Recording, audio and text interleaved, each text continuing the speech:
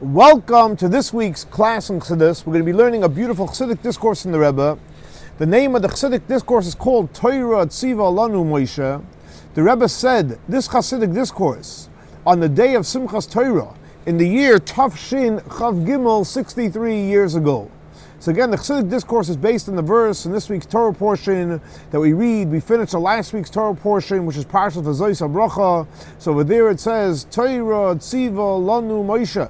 The Torah that Moshe Rabbeinu has instructed us, Ma'irasha, an inheritance, Kehilas Yaakov, for the Jewish community of Yaakov, Vayihi B'Shurin Melech, is when God was king over the righteous people. B'Sasef Rosh Hayom, when everyone gathered together, the heads of the people, Yachad Shifti Yisrael, all united with the tribes of the Jewish people. That is the verse, the few verses in the Torah portion this week of Parshat V'Zois HaBracha we're going to be talking about.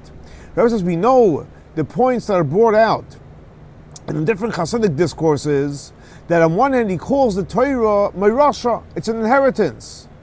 But on the other hand we know, it says in reference to Torah, you should prepare yourself to study Torah, because it's not an inheritance, it's not going to come into you automatically. So why are we saying the Torah is an inheritance? Inheritance means you inherit it, you don't have to do anything. On the other hand, Torah, we know you have to learn Torah. Also, how can we say that Torah is an inheritance, but we know it's brought down in Pirkei Eliezer, based on the verse that it says that those that were here and those that weren't here, that every single Jewish person from all future generations were standing at Mount Sinai when God gave the Torah. So it's not an inheritance. We were there, we received it. So what does it mean it's an inheritance? Also, we have to understand that in this verse, it calls the Jewish people on three different titles. First it says, Ma'irasha Kehilas Yaakov. So it calls the Jewish people of Jacob, the children of Jacob. Then it says, Yachad Shifti Yisrael, will call the name of Yisrael. And then it says, in the middle, Vayihi B'Shurin Melech, we call Yeshurin, straight, righteous. So the question is, why do we have these three different titles? Yaakov, Jacob, Yisrael, and then also what? The idea of Yeshurin. Now, in reference to Torah, we find three different expressions. On one hand, Torah is called an inheritance, like it says, Torah Tzoa לנו Moshe. Moshe Rabbeinu commanded us, Ma'irasha, it's an inheritance. And Chazal tell us, what does Ma'irasha mean? It's a Yerusha, an inheritance. So that's one idea of Torah. On the other hand, we know Torah comes through work. Like it says, Haskein Atzmach L'Lumad Torah, prepare yourself to learn Torah. And like it says clearly, Lo Yagat, if you don't put the effort in, V'lo Matzas, and you were successful, Al Tam, don't believe. So you see, it requires effort. And then there's a third expression when it comes to Torah, which is the idea of what? A gift. And like it says clearly, God gave the Torah as a gift. And when we make the blessing, when we receive the Torah, we say, Nois in the Torah, God gave us as a present. And the general idea of bringing down the Torah down here is called Matan Torah. So we see there's three components when it comes to Torah. On one hand, it's an inheritance. On one hand, it's work. And the other hand, it's a gift. Now, these three ideas of an inheritance and work and a gift, there's three different ideas. What does that mean? Because when it comes to an inheritance, you don't have to put any effort in. In other words, it comes from the one that's inheriting to the one that received the inheritance, and you don't have to have any knowledge on it. And the person giving or receiving, you don't have to have any knowledge. Matter of fact, like we know that if a person says that one of my children should not have any part of my inheritance, or one of my daughters shouldn't have any part of the inheritance with the brothers, it means nothing. Why?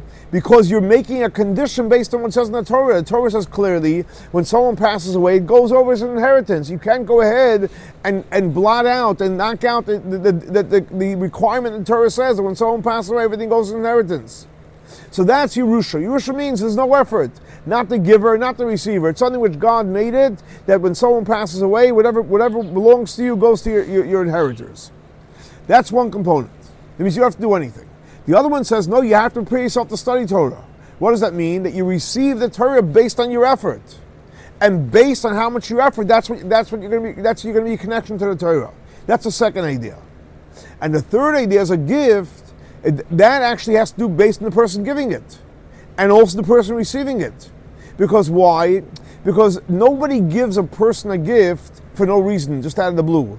There's something that you've done that made the person say, oh, I like this person, I want to give them a present. Obviously, what you did compared to the present is much bigger. It's not a payment, it's not a salary. You're getting much more. But nevertheless, there is something that you did. So if that's the case, that we see that Yerusha on one hand, you don't have to do anything. It comes in inheritance not from the giver, not from the receiver. Work, you have to put the work in, and based on what you get, based on the effort, that's what you get. And a gift is something that, yes, you did a little something, but the reward is so much greater. So the question is, why do we have these three expressions that are seemingly contradictory to one to another? So Chazal tell us, based on the verse that says, Magid devarav leYaakov chukav mishpat leYisrael, that to tell the words of Hashem to Yaakov, referring to the Jewish people as they're called Yaakov, the statutes and the laws to Yisrael. So Chazal teaches based on that verse that says Magid devarav, the words of Hashem leYaakov, chukav mishpatov, his statutes and his laws to the Jewish people, which means Mashu mitzav lebanav laseisu ba'atzma. Whatever he instructs the Jewish people to, because he himself does it. So notice, what do you see? That just like down here, Torah has the three components. It's an inheritance, it's work, and it's a gift. Obviously, if Hashem is doing it on the spiritual level on high, Torah has also those three components, as we see. Because sometimes it says, whoever goes ahead and sits and learns, kol hakoyre v'shayne, you sit and you learn and you repeat the Torah. So Hashem is learning with you. So that means you're learning and Hashem is learning with you. On the other hand, it says in the Talmud that the first 3 hours of the day, Hashem is sitting and learning Torah without you doing anything. In other words, seemingly they're contradictory. Why? Because when it says whoever learns Torah, so why is Hashem learning Torah? Because we are learning Torah. And what Hashem is learning based on the amount of effort that we put in our learning. And that's why he says, Kineg doi. You sit and learn for an hour, Hashem learns for an hour. You put your effort in, Hashem puts his effort in. But on the other hand, when we say the first 3 hours Hashem is learning Torah, that's Hashem is doing it. That's a flow from above without our effort. And obviously, when Hashem is learning Torah, it's much more powerful than when we put the effort in. And that's why it says the first 3 hours, it's not only 3 hours in time, but obviously we talk on a qualitative level at the first 3 hours. Now, we're going to go a step further deeper into it. Seemingly, what does it mean when it says the first 3 hours Hashem is sitting and learning Torah? In other words, and at that time, Hashem is learning Torah, no one's learning Torah. But the fact is, anytime someone learns Torah, Hashem is learning Torah. So it's not possible, since people live all around the world, and in every single time zone there's someone awake, and there's someone always learning Torah. So if there's someone always learning Torah, Hashem is learning Torah. Why? Because we're learning Torah down here. So therefore, those 3 hours, the first 3 hours, whenever they are, that Hashem is, so to speak, learning Torah, why is he learning Torah? Not because Hashem is just learning Torah, because someone somewhere in the world is learning Torah. And if someone's learning Torah, so the Torah that Hashem is learning, it's based on the effort that we're putting into it. And this that we're saying that Hashem is learning Torah, it's not based on anyone's efforts. So how do the two go together? So, in other words, when we say the first 3 hours Hashem is learning Torah, so we go into a spiritual journey. We know that the first 3 hours represents the first 3 sfirot. What's the first 3 sfirot? Chabad, Chachman, Bina, Das, which is higher than the worlds. Why? Because emotions are connected to the worlds. Like it says clearly, Ki amarti oilam chesed yibana. Hashem created the world with emotions. So emotions are connected to the world. And we know that the chesed is the first of the emotions. However, intellect is above the worlds. And like Chazal tell us, that Torah, which is the Torah of Hashem, which is intellect, Kadmol Olam, came before the world. So my emotions are connected to the world, and intellect is above the world. But however, even in Torah there's 2 levels. What do you mean there's 2 levels?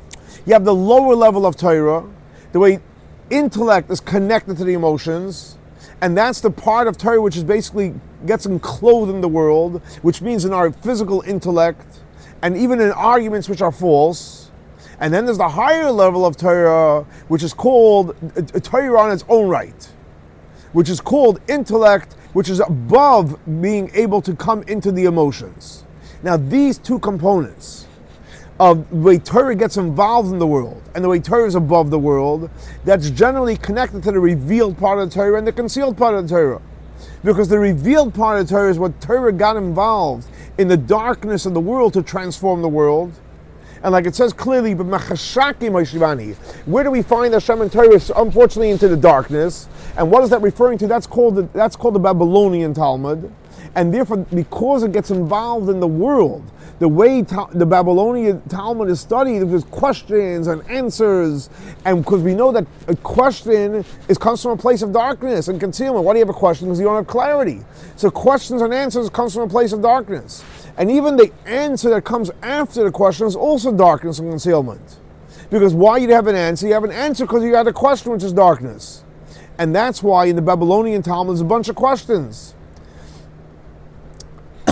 And it's not becoming because, God forbid, it's anything less or something. On the contrary, if the greater and the smarter you are, you're going to be able to have greater questions and greater answers. And that's the way you study Talmud. That's the way it's studied.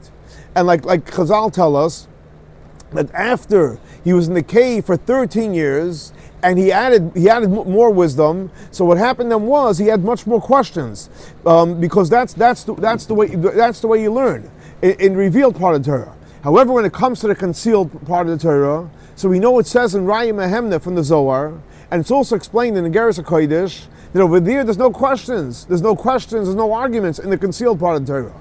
And the same thing also applies the difference between the Babylonian Talmud and Jerusalem Talmud, which is like the difference between Kabbalistic term, it's called Or Chayzer, a light that returns, and Or Yashar, a straight light. And those Or Chayzer basically is the light that goes through darkness, and Or Yashar is the straight light. And that's the difference. Now we're going to bring it back full circle. That's the difference between the first 3 hours Hashem is learning Torah on his own, compared to when Hashem is learning based on what we learn. In other words, that when Hashem is learning on his own is basically on the level of Torah on its own, not the way it gets involved in the world. Now, so based on this, we'll understand the 3 ideas of Torah. This that we say a person has to prepare himself to learn Torah, that is our effort that you have to put in when you learn Torah. In other words, you have to literally put in a lot of effort with external powers of what? Of being God-fearing for Hashem, to be God-fearing. In other words, what does that mean? A person has to become in a place where he's total of acceptance and get rid of his own ego.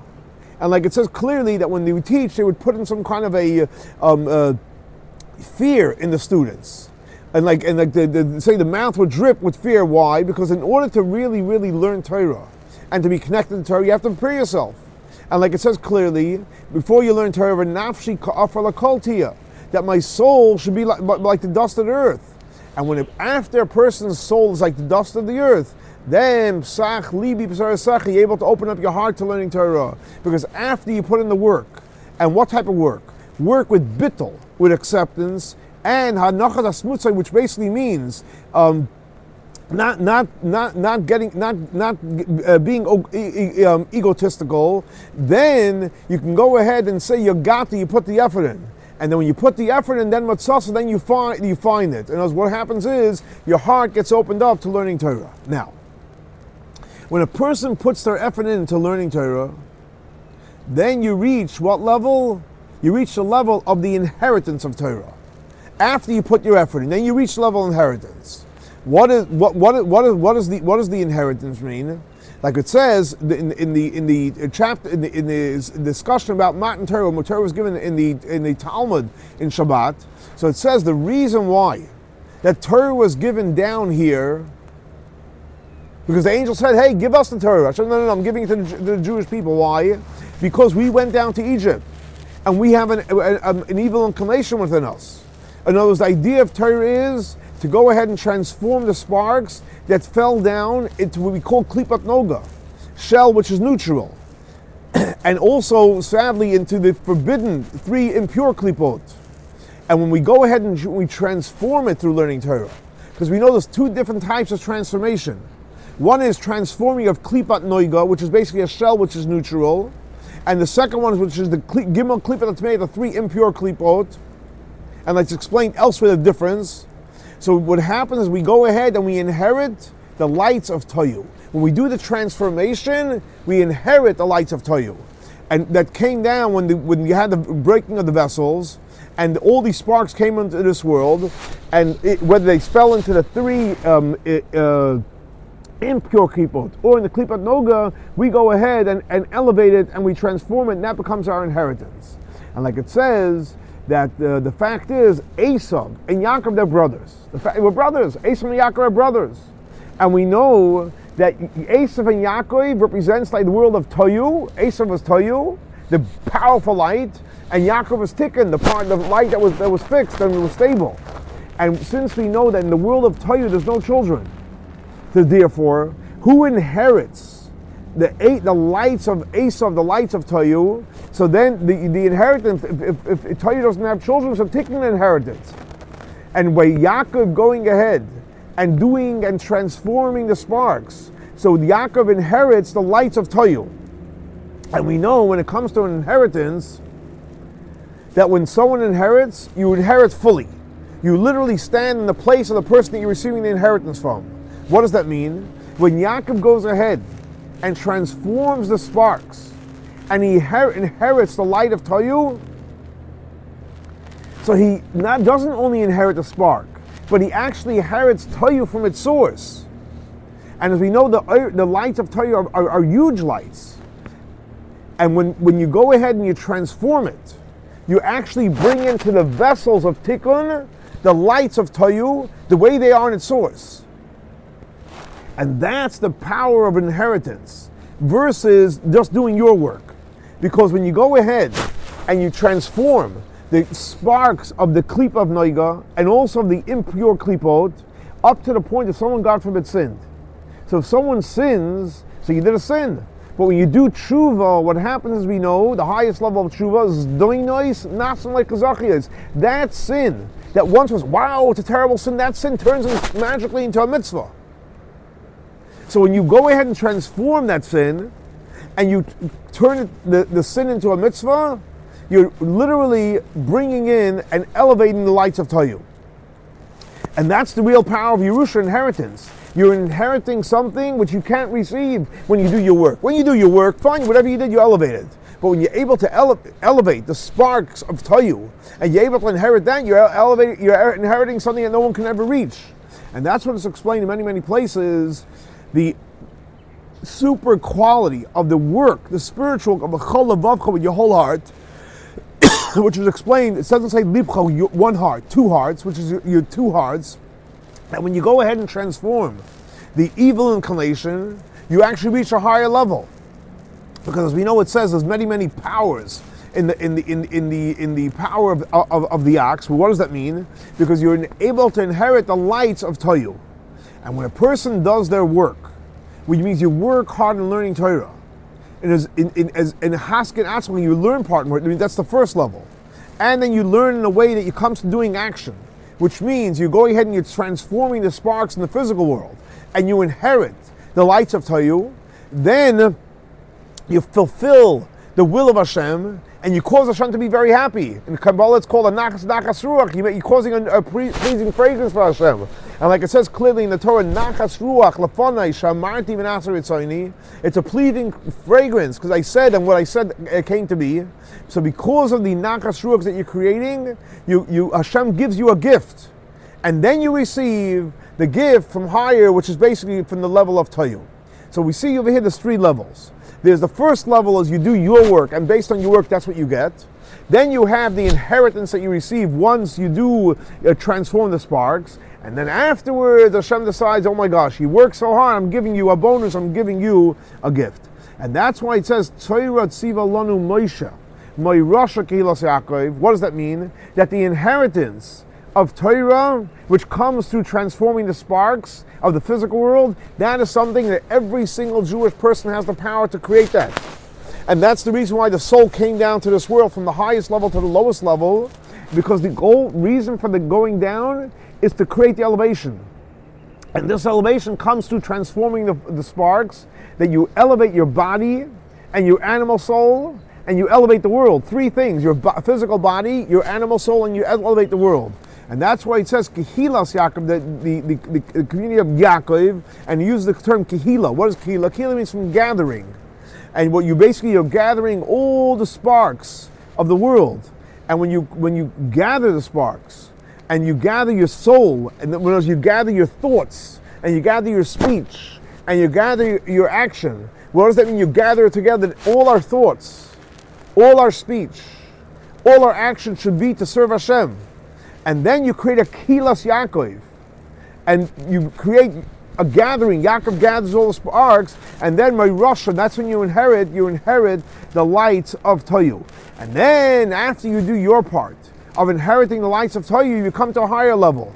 And what's the higher level? It says Yachad Shiftei Yisrael. The difference in Yaakov and Yisrael, like we know the author explains in the Torah, based on the verse where it says Lo'hivit Avim b'Yaakov Lo'iro Avim b'Yisrael, because Yaakov is the part that does the work, transforming the sparks that we do the 6 days a week.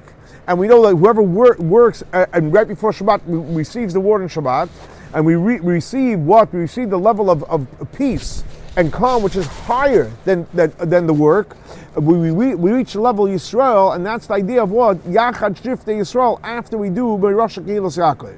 In other words, in the beginning, we're transforming sparks, that we're gathering all the sparks from in the world, and also the powers in our soul. Kehilas Yaakov, we're gathering it.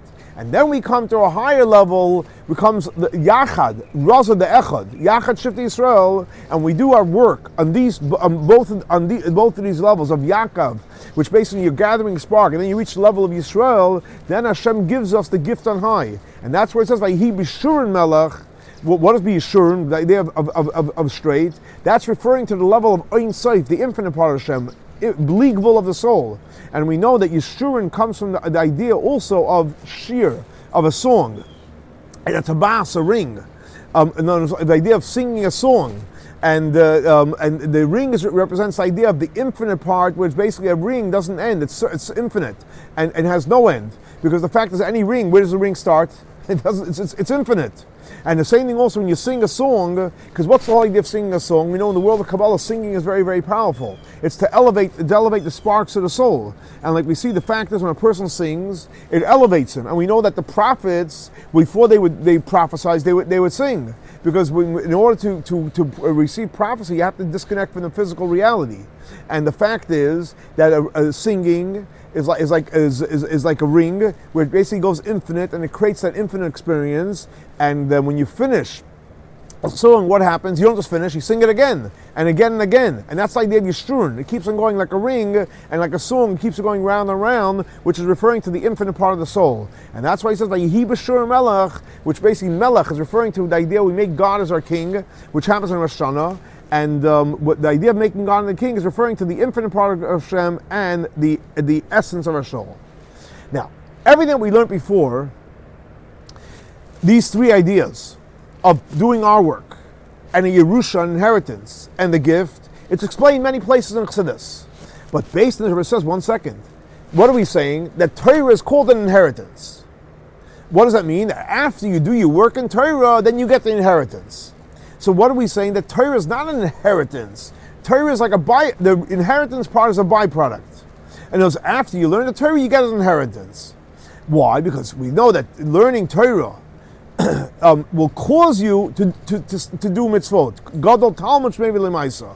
And by doing the transformation, we receive the sparks of Torah. But the fact is that the verse doesn't go out of its literal interpretation. And what does the literal mean? My Rasha is referring to Torah itself. That Torah itself is a level of Yerusha. Here we're saying, no, the first level is do your work learning Torah, and then when you do the mitzvahs, you elevate the sparks, and Hashem gives you a gift. But we know Torah itself is an inheritance. What does that mean?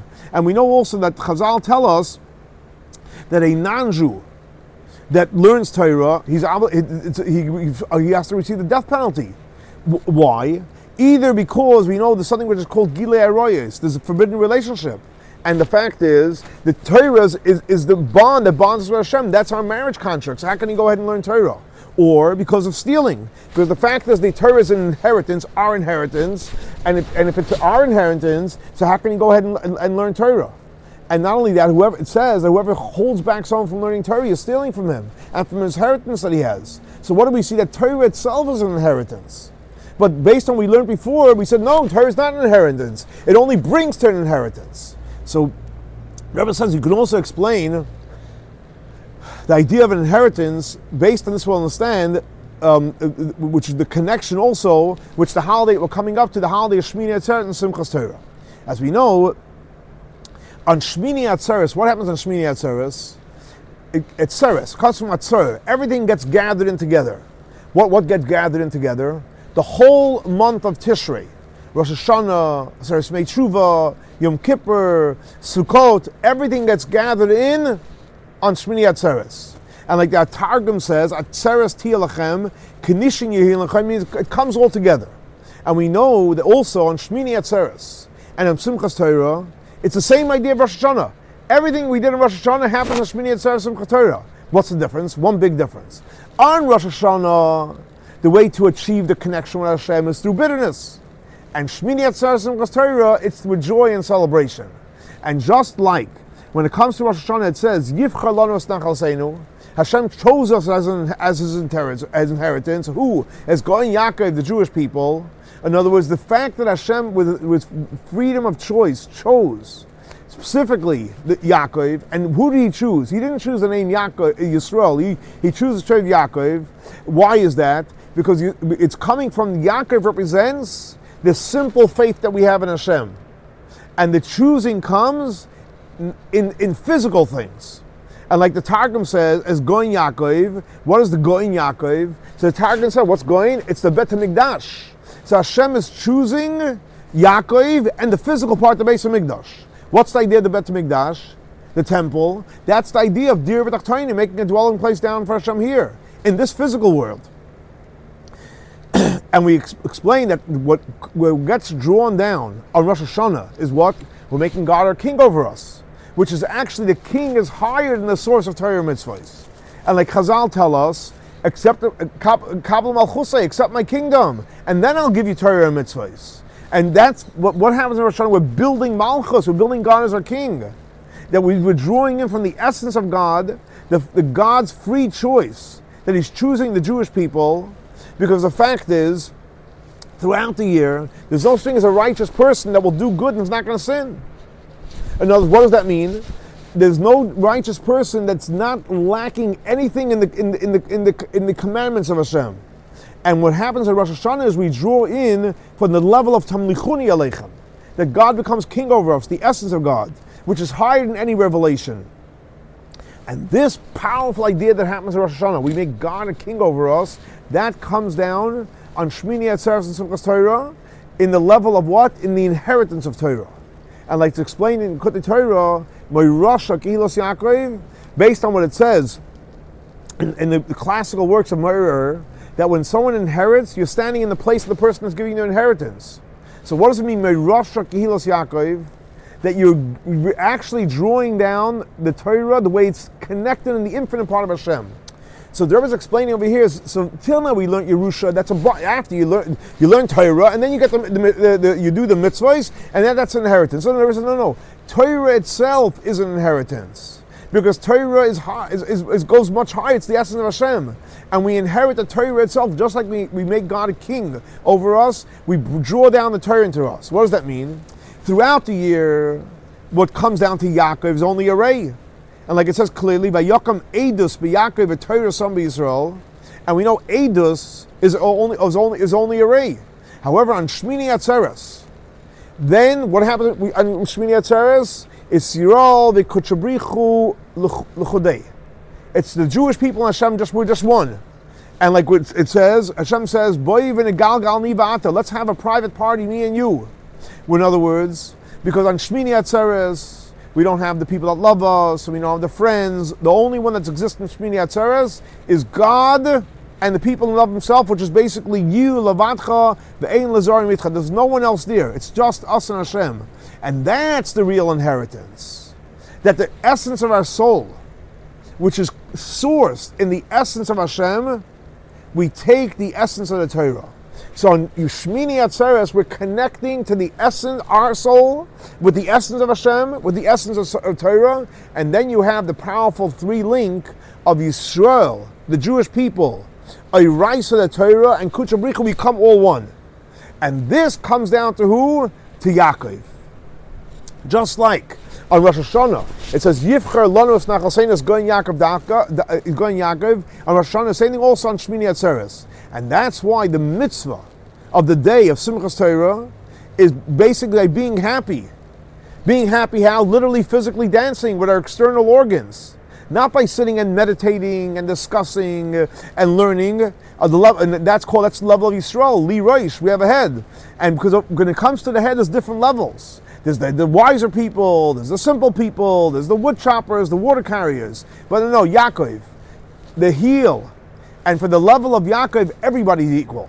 Just like when it says, Atem netzavim hayem kulchem, we're standing all together, literally all as one in Rosh Hashanah. And that's why it says, Meirosha, inheritance Kehilas Yaakov.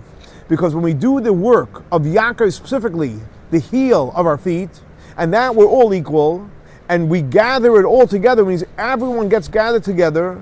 And how do we gather together? From the essence of our soul. And all the Jewish people are happy in the fact that we have the Torah, in the essence of the Torah. That creates the real inheritance.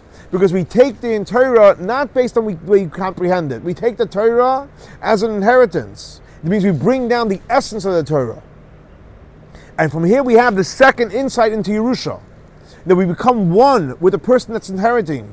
And like it says, Yisrael ve'iraisa kuchabrichol kulachad, the Jewish people and the Torah were all one. And this comes down in Shmini Atzeret specifically. Like the Maggid Mezuzah says, what is the idea of Shmini? Shmini comes from Shuman, from fat, good. That basically on Shmini Atzeret, it's the Shamnunius, it's the best part of Tishrei. From all the revelations of the month of Tishrei, Rosh Hashanah, Yom Kippur, Sesame, Shuv Sukkos, Shmini Atzeret that's the best part, the fattiest part. And from Shmini Atzeret doesn't stay there. We receive enough to bring it throughout the whole year. That we should have a year of simcha, of joy, with learning Torah, without anything stopping us from learning Torah. And like the Rambam writes in Hilchos Tshuva, that's what all the wise people, what do they pray for? They pray for Mashiach to come. Why? So they can learn Torah in peace and in calm, with nothing bothering us, up to the point we're going to have the ultimate goal, Umallah ha'aretz deyas Hashem. The whole world will fill with the knowledge of God, kamayim liyam achasim, just like water covers over everything, and the whole world will have that knowledge of Hashem. So here we have a beautiful class in honor of Shmini Atzeret, Simchat Torah, general idea of Torah, that we have the power in this Yom Tov to connect our soul with Hashem, with the essence of Torah, the Yerusha of Torah, and by connecting to that, we will bring down the greatest blessings for ourselves, to be connected to Hashem through Torah, on Shmini Atzeret that will last us a whole year, and we'll have a beautiful life of a Mullah Aretz Hashem Kamayim Chasim. And let's hope and pray that we have the coming of Mashiach. The next class will be in Yerushalayim, Ir HaKodesh. Have a great week, Shavua Tov, Chag Sameach, and we should all have the simcha that we need to celebrate the Torah and to celebrate throughout the whole year the tremendous gift that God gives us of the Torah. Chag Sameach.